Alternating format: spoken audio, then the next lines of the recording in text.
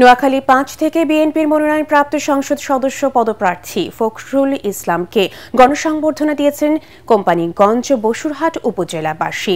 দুপুরে উপজেলার বসুরহাট 0 পয়েন্টে কয়েক হাজার নেতাকর্মীর উপস্থিতিতে পথসভায় এ সংবর্ধনা দেওয়া হয়। সাবেক মেয়র কামাল উদ্দিনের সভাপতিত্বে সভায় সাবেক উপজেলা বিএনপির সভাপতি আব্দুল হাই সেলিম ও সদস্য সচিব মাহমুদুর রহমান রিপন সহ অন্যান্য নেতারা উপস্থিত ছিলেন।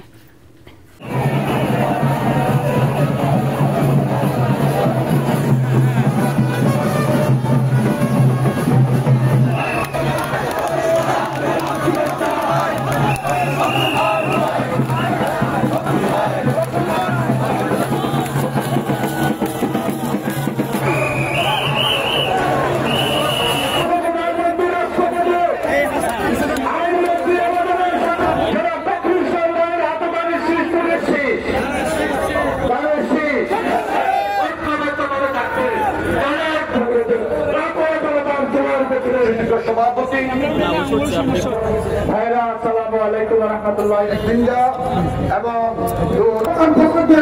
কেউ আমাদেরকে পায়ে পড়া দিয়ে উস্কানি দিয়ে নির্বাচন নষ্ট করতে হবে। সকলের দলের পক্ষ দলের প্রধান একজন তার নির্দেশনা মানতে বাধ্য। আমি বলবো যে সকলে আমরা এক পক্ষ, বিএনপি পরিবার, বিএনপি একটা পক্ষ।